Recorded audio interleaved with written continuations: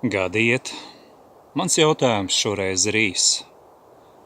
Kad tiks tiesāti Covid afēristi šajā te Latvijas valsti tēlojošā noziedznieku bandu režīmā?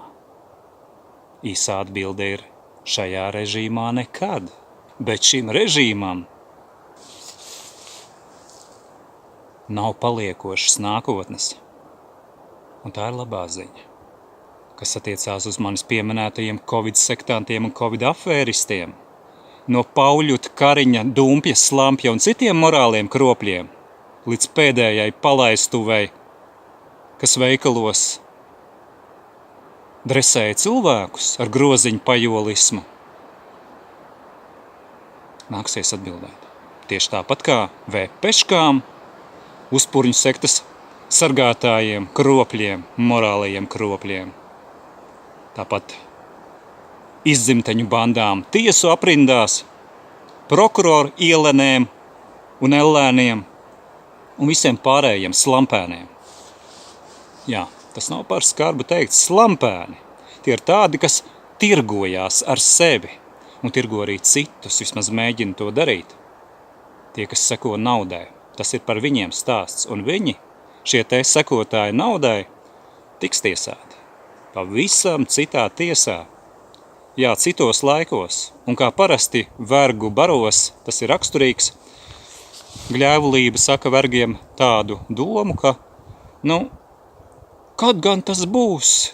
Vēsture taču tiek pārrakstīta, uzvarētāji nāk un mainās un pārraksta vēsturi, un daudzi nemaz netiek tiesāti. Cilvēki. Patiesība ir cita. Un kā vēl tiek tiesāti šie morālie kropļi? Nevis tur kaut kur, nezinu, kur tālajos laikos pēc tam, kad būs tā saucamā dieva tiesa. Tas ir atsevišķs stāsts, arī tam būsiet cauri.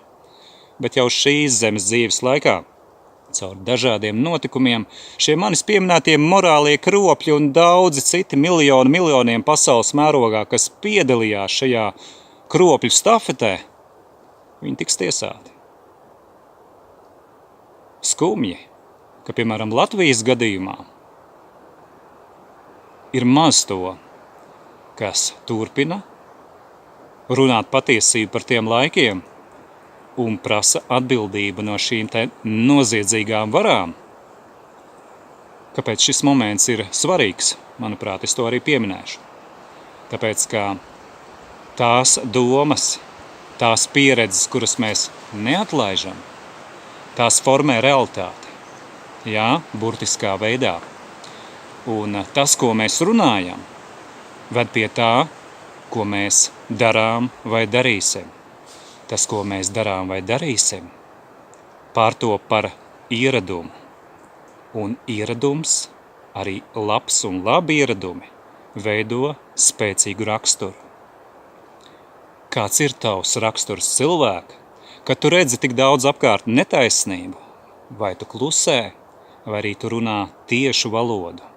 Ja tu runā tiešu valodu, līdz ar to tu palīdzi tiem dažādajiem afēristiem beidzot uzņemties atbildību par savu dzīvi un par tiem darbiem, faktiski noziegumiem, ko viņi ir pastrādājuši pret cilvēkiem un pret ģimenēm. Un vēl kāda nianse. Kad atceros Covid afēras laikā, es aicināju cilvēkus, pat tos pašus, kuri ticēja propagandai, tie paši propaganda lēticīgie ļautiņi, kas aizgāja, nošļurojās un darīja citas vaiprāta darbības, kad es pamanīju, ka jau pirmie sāk stāstīt, ka viņiem lūk nemaz tik labi nav ar to slaveno šļuru, slaveno pēdiņās, ka ir veselības bojājumi un citi pat aizgājuši, kuri liecināja par savu tuvinieku izvēlēm. Es atceros, ka es sacīju, tad vismaz palīdziet sev, tie, kas jūs esat propaganda lēticīgie, palīdziet sev, aiciniet dažādos veidos atbalstīt šīs propagandai ticošās ģimenes, lai tur, kur vairs nav tētis vai mamma vai kāds cits tuvinieks ir cietis, lai viņi nepaliek vieni ar ciešanām. Bet ziniet, kas notika tajā laikā? Neviens pats no viņiem neatsaucās. Viņiem taču bija ieborēts tas, ka nevar būt, ka šļura varētu nest kādu tādu blaknīti. Nevar būt. Tādēļ viņi, būdami ne tikai apvārdoti, bet arī savā vaiprātā lepni, bija par kaunu viņiem atzīt to, ka viņi ir maigi sakot kļūdījušies. Tātad viņi neorganizēja palīdzību pat paši sev.